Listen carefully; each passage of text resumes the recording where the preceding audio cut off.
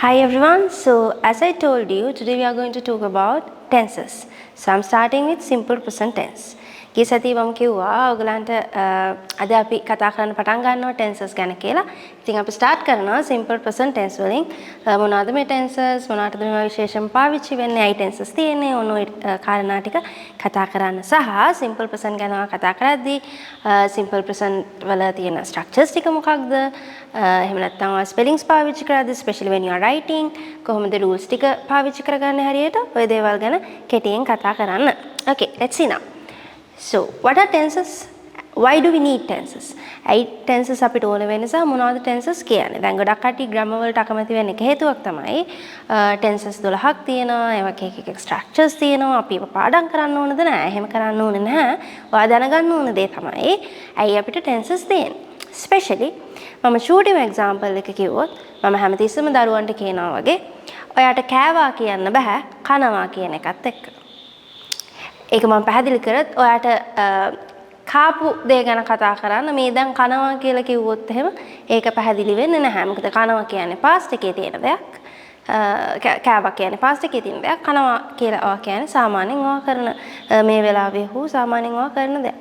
අනේක තමයි සිම්පල්ම එක්සැම්පල් එක මම ගන්න. මොකද ඇයි මේ ටෙන්සස් තියෙන්නේ කියන එක කවුරු හරි මගෙන් අහුවොත් ඇයි අපිට එකම විදිහට ඉංග්‍රීසි කතා කරන්න බැයිද? අපි ග්‍රැමර් දාන්නේ නැතුව ටෙන්සස් නැතුව කතා කරන්න බැරිද කිව්වොත්. right? ඒක හොඳට ඔළුවේ තියාගෙන අපි පළවෙනි ටෙන්ස් එකට යන් simple present tense. එතකොට ටෙන්සස් ගැන කතා කරද්දී ඉස්සර වෙලාව මම කතා කරන්නේ simple tenses 3 ගැන. ඔයා අපි timeline එකක් ගත්තොත් මේ විදිහට ඔයා දැන් ස්ටාර්ට් කරනවා present එකේ මේ ඉන්නේ ඔයා මේ ඉන්නේ present එක right මේ අපි ඉන්න වෙලාව ඊට පස්සේ ඔයා මේ පැත්ත හැරිලා බැලුවොත් පිටිපස්ස ඔයා past එක ගැන කතා කරනවා ඉස්සරහ ගැන හිතුවොත් future එක ගැන කතා කරනවා එතකොට මේ tenses වලින් basicම tenses තුනේ පළවෙනි එක simple present tense so let's talk about the usage මම කිව්වා uses ගැනත් එක්ක අපි කතා කරුත් එහෙම tense ඔයාලට හරි ලේසි. ඇයි මේක තියෙන්නේ? මේ tense එක තියෙන්නේ කුමක් කතා කිරීමටද කියන එක. එතකොට simple present කතා කරද්දී ඔයා ඉස්සර වෙලාම දැනගන්න ඕන දේ තමයි ඔයාට habits තියෙනවා නම් මොනවා හරි ඔයා පුරුද්දක් වශයෙන් හැමදාම කරන දේවල්. අපි හිතමු ඔයා උදේම නැගිටින කෙනෙක්. so ඔයා උදේම නැගිටිනවා කියන්න බෑ. නැගිට්ටා කියලා කිව්වොත් right? ඔයා සාමාන්‍යයෙන් තමයි උදේට නැගිටින්නේ වගේ පුරුද්දක් වශයෙන්. so you say what? I wake up early in the morning. right? That's a habit of yours, right? Then ඊළඟ කතාව routines. චර්යාවක් වශයෙන් නිතර වෙන දේවල්. ඔයා 6ට නැගිටිනවා, 6:00ට දත් මදිනවා, 7 වෙනකොට ඔයා කෑම ගන්නවා. ඔයා චර්යාව ගැන කියාගෙන යනවා. In example මට කියන්න පුළුවන් I wake up at 6, I brush my teeth and wash my face at 6:30, then at 7 I eat my breakfast. See? So routines ගැන කතා කරද්දී උන්න ආයෙත් ඔයා කතා කරන්නේ simple present tense එකකින්. ඊළඟ කතාව facts. facts කියන්නේ හරියට මේ වගේ ඔයා දෙයක් දත්තයක් වශයෙන් කියනවා නම් දෙයක් මේ විදිහට හරියට නිකන් I like apples, my friend doesn't like apples. මම apples වලට කැමති, මගේ යාළුවා apples වලට කැමති නැහැ. නැත්නම් Sri Lanka is in Indian Ocean. Is in Indian Ocean. දත්තයක් කියනවා ශ්‍රී ලංකාව තියෙන Indian Ocean එකේ කියලා. See? So ඔයාට දත්ත ගැන කියන්න ඕන වෙනවා නම්. ඊළඟ කතාව general truths. සාමාන්‍යයෙන් සත්‍ය වෙන සිදුවීම්. හොඳම උදාහරණේ අපි හිතුවොත් එහෙම හරි ඉර පායන්නේ නැගෙනහිරේ. ඉර බැස යන්නේ බටහිරේ. Okay? So sun rises in east.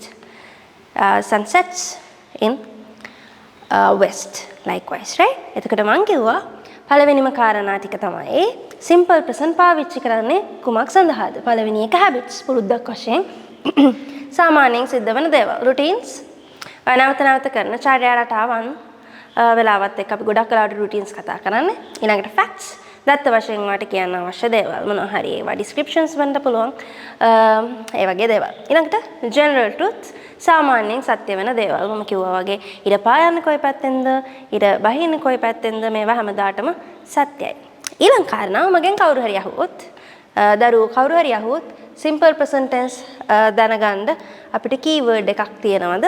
ඔව් general සාමාන්‍ය කියන දේ. මෙතන හොඳට තේරුම් ගන්න ඕනේ තමයි ප්‍රසන්ට් කියද්දි කාට හරි හිතෙන්න පුළුවන් ප්‍රසන්ට් කියනවා මේ හිටගෙන ඉන්න වෙලාවේ ඇතුළත දේවල් ගැන කියලා. එහෙම නැහැ right? ප්‍රසන්ට් කියද්දි සාමාන්‍යයෙන් ඔයාලට සත්‍ය වෙන ඕනම දෙයක් කියන්න පුළුවන්. දැන් අපි උදාහරණයක් විදිහට ගත්තොත් ආ හැබිට්ස් ගැන කියද්දි මම කිව්වා සිම්පල් ප්‍රසන්ට් පාවිච්චි කරනවා කියලා right? ආ හැබිට් එකක් පුරුද්දක් වශයෙන් කරන දේවල්. ඒ පුරුද්ද ඔයා දැන් කරමින් සිටිනවාද? එහෙම නැහැ right? එතකොට මම කියන්නේ මම නැගිටින්නේ 6ට පුරුද්දක් වශයෙන් මම පුරුද්දක් වශයෙන් තේ බොනවා හවස් වෙනකොට right? I drink tea in the evening. It doesn't mean that you are doing it right now present කිව්වහම ඔයා මේ present එකේ මේ කතා කර කර ඉන්න වෙලාවේ කරන present එකක් ගැන නෙවෙයි මම කියන්නේ. ඔයාගේ ජීවිතයේ වර්තමානයට අදාළ සියලුම සිදුවීම් සාමාන්‍යයෙන් සිද්ධ වෙන දේවල්. මෙන්න මේක තමයි ඔයා මතක තියාගන්න ඕනේ හොඳම keyword එක when it comes to simple present tense උතර මතක තියාගන්න. Okay, මම examples ටිකක් ලියාගෙන යන්නම් පල්ලෙහාට. අපි habits ගැන කතා කරා. ඔයා අපිට එකක් වශයෙන් මම කිව්වා හවසට තේ බොනවා කියලා හිතමු. එතකොට ඔයා කියනවා I drink. See the example. My verb is drink here. I drink tea in the evening. මේ කියන්නේ මේ දැන් එහෙම නෙවෙයි. normally සාමාන්‍යයෙන් habit එකක් වශයෙන් හවසට තේ බොනවා. then routine එකක්. ඔයා 6ට තමයි උදේ නැගිටින්නේ. ඔයාගේ චර්යාවේ කොටසක් ඒක. so මම I කියන එක නයි කියන්නේ තනි කෙනෙක් ගත්ත නිසා මම කියන මගේ යාළුවෝ සාමාන්‍යයෙන් චර්යාවක් විදිහට යාළුවා 7 වෙනකොට ඉස්කෝලේට ඇවිල්ලා ඉන්නවා let's say right my friends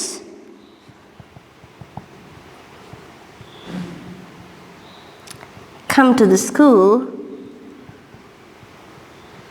by 7 every day හැමදාම now see මෙන්න මේ වගේ එකක් දාපුවම ඔයාලට හොඳට තේරෙනවා මේක everyday සාමාන්‍යයෙන් ඔයා කියන්නේ සාමාන්‍යයෙන් හැමදාම යාලා 7 වෙනකොට ඉස්කෝලේට එනවා right යාලගේ routine එකේ කොටසක් ඒක fact එකක් ගත්තොත් let's say my father likes cricket මට මගේ තාත්තා ගැන දෙයක් ඔයාලට කියන්න පුළුවන් my father likes cricket okay then general truth එකක් අපි හැමෝම දන්න general truth එක තමයි ඊට පායන්නේ කොහෙන්ද කියන කාරණාව sun rises in the east okay I think you understood the usages one by one when it comes to the examples right okay දැන් අපි ටිකක් ඉස්සරහට move වෙනවා. ඔයා දන්නවා tenses ගැන කතා කරද්දී මම be verbs වලින් මේක කියන්න පටන් ගත්තේ. හැම tense එකකටම සාමාන්‍යයෙන් verb එකකටම අපි කතා කරනවා forms 4ක් ගැන. ඒ කියන්නේ ඔයාට යව structure කරද්දී කොයි දේවල් විදිහටද mainly යව structure කරන්න පුළුවන්. එයා අපි කතා කරන්නේ කොයි දේවල් ගැන කතා කරද්දීද සහ ඒකට අපිට පාවිච්චි කරන structure එක මොකක්ද කියන එක. So if you can't remember I remind you, first one is affirmative. අසාමාන්‍යයෙන් තිබෙනවා කියන අර්ථයෙන් කියන ඕනම දෙයක් අපි affirmative sentence එකක් කියලා ගන්නවා. Next, negative. නැත කියන අර්ථයෙන් ඔයාට කියන්න ඕන වෙනවා නම්. Next one, positive interrogative question එකක් ඔයා අහනවා නම් ප්‍රශ්නයක් අහනවා නම් තියනවා කියන අර්ථයෙන් ප්‍රශ්නයක් අහනවා නම්. In example මට අහන්න පුළුවන් ඔයා chocolate වලට කැමතිද? Right? That's a positive question. මොකද මම කැමතිද කියලා අහන්නේ right අකමැතිද නැතිද කියන අර්ථය නෙවෙයි. ඊළඟ එක හතරවෙනි එක negative interrogative මේක opposite. ඔය chocolate වලට කැමති නැද්ද? See? Now that's the difference. So these are the four forms and මේ forms අපි කතා කරන්න ඕනේ දැන් simple present වලදී කොහොමද මේක ලියන්නේ කොහොමද මේක කතා කරන්නේ කියන එකත් එක්ක. ඊළඟට මම පටන් ගන්නම් affirmative එක ඔයාලට describe කරගෙන ගිහිල්ලා ඔයා දැන්ටමත් දන්නවා අපි කලිනුත් මේක කතා කරලා තියෙනවා when it comes to your tenses or English grammar අපි ඉගෙන ගන්නවා subject එකක් ඒ කියන්නේ doer කෙනෙක් දෙයක් කරන කෙනෙක් එහෙම නැත්නම් අපි කතා කරන්නේ කා පිළිබඳවද කියන එකත් එක්ක එයාව අපි mainly දෙකකට වෙන් කර ගන්නවා plural subjects and singular subjects කියලා right එතකොට මේක කතා කරද්දී I කියන කෙනා අපි පොඩ්ඩක් පැත්තකින් තියමු මෙයා plural කියලා කියන්න බෑ හැබැයි I පාවිච්චි කරනකොට අපි I කියන කෙනා මේ plural subjects වගේ පොඩ්ඩක් හැසිරෙනවා ඊළඟ එක plural subjects ටික ගත්තොත් එහෙම මේ මං කියන්නේ plural subject pronouns ඒ කියන්නේ නමක් වශයෙන් noun එකක් state කරන්නේ නැතුව pronoun එකක් පාවිච්චි කරනවා නම් noun එකක් වෙනුවට පාවිච්චි කළ හැකි වචනයකට තමයි අපි pronouns කියන්නේ. so pronouns ටික මතක් කරොත් I මම කිව්වා යා plural නෙවෙයි හැබැයි යා plural වගේ හැසිරෙනවා සමහර තැන්වලදී especially when it comes to simple present also it happens. ඊළඟට plural subject pronouns ටික අපි ගත්තොත් we, you, they. Then singular subjects, singular subject pronouns he, she, it. ඔය ටික දෙනාවත් මතක තියාගෙන තමයි අපිට ඊළඟ rules ටික කතා කරගෙන යන්න වෙන්නේ. මේ මම කිව්වේ singular subject pronouns ටික. ඊට අමතරව plural subjects ගත්තාම එයාලා nouns වෙන්නත් පුළුවන්. pronouns ම නෙමෙයි හැමතිස්සෙම අපි කතා කරන්නේ. සමහර වෙලාවට ඔයා කියනවා අපි හිතමු I කියන එක්කෙනා pronoun එකක් විදිහට ගත්තා. ඔයා යාළුවෙක්ගේ නමක් කියන වෙලාවක ඔයා කියන්න පුළුවන් okay Mr. Pereira, my friend Sam, right? then we you දෙත් එක්ක ගද්දි ඔයා එක්ක කියන්න පුළුවන් children, our class members, right? දෙත් එක්ක කියද්දි ඔයාට සමහර වෙලාවට children over there කියලා ඔයා කියනවා. ඊට he she it එක ගත්තොත් pronoun එකක් නැතුව ඔයා noun එක එයාගේ නම පාවිච්චි කරන වෙලාවට a doctor, a teacher, someone right, what not. and it එක ගන්නකොට ඔයා වගේ puppy it කියලා කියන සමහර වෙලාවල් තියෙනවා. නැත්නම් පපීගේ නමත් එක්ක එයාව හඳුන්වන වෙලාවල් තියෙනවා. ඔය ටිකත් මතක තියාගෙන දැන් බලමු මොකද්ද මම මේ කතා කරන්න යන්නේ කියලා. ඔයා affirmative sentences ඒ කියන්නේ අත කියන අර්ථයෙන් කතා කරන positive sentence structure එකේ ඉන්න වෙලාවට ඔයා plural subject එක පාවිච්චි කරන්න ඕනේ base verb එකක්. Okay, what is a base verb now? හරි. base verb එක කියන්නේ මොකක්ද? ඒක හරියට මේ වගේ මම කිව්වොත් එයා verb එක ඉපදිච්ච විදිහටම ඉන්න වෙලාවට එතකොට ඔයා දන්නවා run කියන එක්කෙනාගේ base verb එක විදිහට අපි ගන්නේ run ම තමයි right. එතකොට read කිව්වොත් read ම තමයි. go කිව්වොත් go ම තමයි. මොකද මෙයා මුකුත් alter කරලා නැහැ. තාම මෙයා ඉපදිච්ච විදිහටමයි ඉන්නේ. යාට මුකුත් parts එකතු කරලා නැහැ, අඩු කරලා නැහැ. ඒ වගේ right. එතකොට අන්න ඒ විදිහට base verb එකම තමයි අපි පාවිච්චි කරන්නේ. ඔයා affirmative sentence එකක් simple present වල කතා කරනකොට plural subject එකක් එක්ක. in example ඒකයි ඔයා කියන්නේ plural subjects ගත්තාම මම කිව්වා I කියන කෙනා plural වගේ හැසිරෙන්න පුළුවන්. ඊට අමතරව we, you, they කියන plural pronouns right subject pronouns ටික. ඊට අමතරව plural sense එකෙන් තියෙන ඕනෑම noun එකක් children, birds, cats, teachers, doctors, soldiers, right? එයාලා කියනවා සාමාන්‍යයෙන් action එකක් හෝ එයාගේ සාමාන්‍ය දෙයක් විස්තර කරනවා නම් එතකොට ඔයාලට පුළුවන් base verb එකකින් කියනවා. පොඩි එක example එකක් ගත්තොත් okay children කියන්නේ දරුවන්ට ළමයින්ට. එතකොට children like to play. එයාලා කැමති සෙල්ලම් කරන්න. ඒක එයාලා ගැන සාමාන්‍ය දෙයක්. ඒ වගේම එයාලා ටිකක් කම්මැලි. ඒක නිසා ඒගොල්ලෝ ඉක්මනට නිදා ගන්නවා වෙන්න පුළුවන් රැට. So we say children go to bed early every day. See? Now you used what? Base verb with a plural subject in simple present affirmative sense. එහෙනම් ඊළඟ කතාව singular subject. මේක ගැන තමයි ටිකක් වැඩිපුර කතා කරන්න තියෙන්නේ. මෙන්න මේ rules ටික ඔයාලට හොඳට මතකයි නම් ඔයා වරද්ද ගන්නේ නැහැ කතා කරද්දි සහ especially when you are writing something in simple present ලියද්දි. right? හරි. singular subjects පාවිච්චි කරද්දී affirmative එක simple present වලදී. now see. ඔයා දැකලා ඇති අපි කිව්වොත් children go to bed. හැබැයි මගේ මල්ලි එයත් පොඩි ළමෙක්. ඒකට මගේ මල්ලි කියන වෙලාවට එයා singular sense එකේ ඉන්නේ. මම කියනවා he goes to bed early. see? දැන් මොකද උනේ? ඔයාට සිද්ධ වෙනවා ඔන්න ඔයාගේ verb එකේ ආකාරය අනුව එයාගේ spellings අනුව එයා කතා කරන විදිය වෙනස් කරලා චුට්ටක් verb එක වෙනස් කරලා singular subjects ගැන කතා කරන්න simple present affirmative වලදී right එතකොට අන්න ඒ වෙලාවේදී තමයි ඔයා especially when you are writing something මෙන්න මේ spelling rules ටික ඔයාට වැදගත් වෙන්නේ right I drink my friend drinks I read my friend reads We go to school, my best friend goes to school. See? You see the difference now, right? Hari. Then අපි බලමු especially when it comes to spellings Most of the verbs we alter them by adding s at the end of the verb.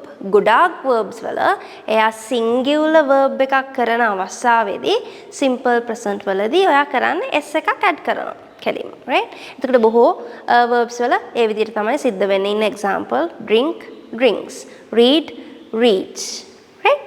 ඔයා කෙලින්ම s එකක් විතරක් එකතු කරලා එයාව singular verb එකක් බවට පත් කරගන්නවා. හරි. ඊළඟ කාරණාව සමහර වෙලාවට ඔයා s එකක් විතරක් add කරන්නේ නැහැ. es දෙකම at the end of the verb you are adding it to make it a singular verb.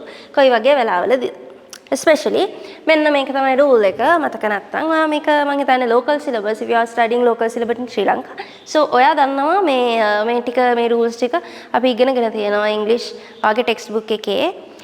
ch වලින් ඉවර වෙන verb එකක් නම් sh වලින් s වලින් x වලින් z වලින් සහ o වලින් ඉවර වෙන verb එකක් නම් එයාව singular verb එකක් කරන වෙලාවට ඔයා කරන්නේ එයාට es දෙකම එකතු කරනවා අර single s එකක් නැතුව. ඒතර මම example දෙක වගේ හැම එකටම ලියාගෙන යන්නම්. ඔයා මේක study කරන්න ඕන especially. මොකද ඔයාට මම කියලා දෙන්නේ basic දේවල් ටික simple present tense එකේ.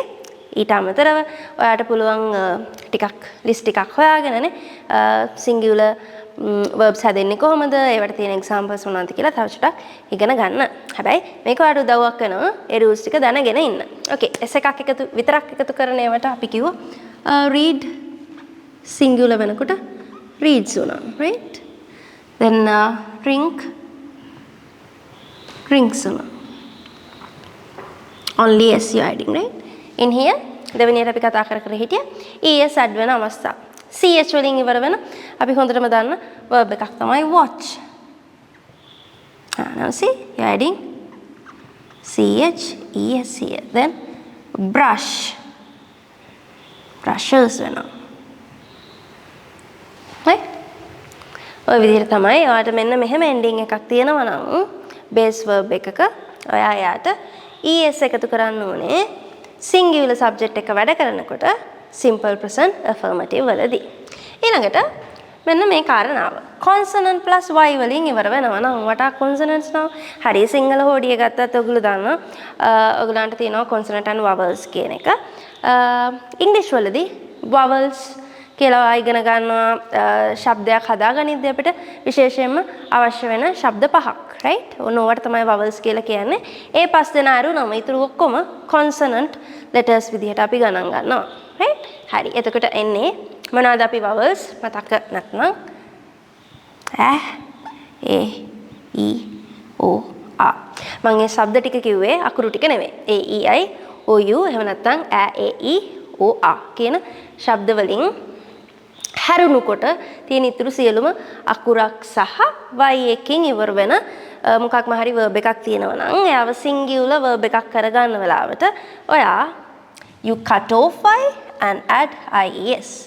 y එක කපන්න ඒ වෙනුවට ies එකතු කරන්න. in example බලමු fly මේ තියෙන වගේ consonant letter එක මෙයා vowel එකක් නෙමෙයි you can see that right. then එයා y වලින් ඉවර වෙලා තියෙනවා. එයා වෙනස් කරනවා y එක කපුව flies right. marry marries. see next the last one last rule එක ඔයා vowel plus y එකකින් ඉවර වෙන verb එකක් නම් එයාව කොහොමද හරවගන්නේ singular verb එකකට by. you can see y here and before that you can see a vowel letter u. so you are not going to cut off anything, you just add s there. by buys. okay so I think you are clear with all the rules regarding affirmative sentences in simple present, plural subjects and singular subjects. now we are moving to the second thing, negative. negative sentence එකක් හදාගන්නේ කොහොමද? හරි. මම ඉස්කෝලේ යනවා. I go to school. සාමාන්‍යයෙන් මම දරුවෙක් ඉස්කෝලේ යන කෙනෙක්. I go to school. මම ටිකක් වැඩි හිටියෙක්. මම ඉස්කෝලේ යන්නේ නැහැ. How to say that? I do not or don't go to school. You can see the structure here. ඔයා plural subject එකක් එක්ක වැඩ කරනවා නම් negative එක කියද්දි subject do not එහෙම නැත්නම් contracted formation එක here. ඒ කියන්නේ do not කියන එක එකට කරලා ලියන වෙලාවට don apostrophe t දාන්න. ඊළඟට base verb එකත් එක්ක යන්න. ඊළඟට ඔයා singular subject එකක් ගැන කතා කරනවා නම් right මගේ අම්මා දැන් වැඩි හිටියෙක් එයා ඉස්කෝලේ යන්නේ නැහැ ඉගෙන ගන්න. එතකොට මම කියනවා she doesn't go to school. If you are talking with a singular subject in negative formation in simple present, you go subject does not with base verb. ඔය කිව්වේ negative කතාන්දරය. ඊළඟට question එකක් අහන්නේ කොහොමද? ඔය ඉස්කෝලේ යනවද? positive, right? අහන්නේ positive අර්ථකින් යනවාද යන්නේ නැද්ද නෙමෙයි. Right? How to ask that? Do you go to school? Do you go to school? ඔයාගේ යාළුවා සින්දු කියනවද සාමාන්‍යයෙන්? Does your friend sing songs normally? Now you can see the difference again. Question එකක් form කරනවා. Question එක singular subject එකක් ගැන නම් does auxiliary verb එක ඉස්සරහට දාන්න subject එක base verb දාලා question එක අහන්න. Plural subject එකක් ගැන නම් you, we, they, children ඔය වගේ plural කෙනෙක් ගැන නම් you go with do subject plus base verb. Then ඊළඟට ඔය ඉස්කෝලේ යන්නේ නැද්ද? ඔය chocolate වලට ආස නැද්ද? ආස නැද්ද? යන්නේ නැද්ද? Negative විදියට question එක අහන වෙලාවට you go with don't either doesn't with subject and base verb. ඊළඟට don't doesn't දෙකක් තියෙනවා. හේතුව if you are talking about a plural subject you go with don't subject base verb. Don't my friends go to gym? Doesn't my friend go to gym? I think you can understand that as well, right? Okay, that's pretty much of it. ඔය ටික තමයි මට විශේෂයෙන්ම අද කතා කරන්න උනේ simple present tense එක ගැන මේක brief. හැබැයි ඔයාලට විශේෂයෙන්ම අවශ්‍ය වෙන හැමදේම වගේ මම කතා කරලා තියෙනවා simple present එකේ uses මොනවාද? ඒ වගේම structures හතර මොනවාද? ඒවා පාවිච්චි කරන්නේ කොහොමද? Especially when it comes to affirmative singular subjects ඔයාගේ rules ටික මොනවාද? spellings ගත්තාම. right? spellings හදාගන්නේ කොහොමද? විශේෂයෙන්ම ඔයා ලියන වෙලාවට singular subject එක verbs වැඩ කරන විදිය. So I think you got my point today. So happy learning everyone.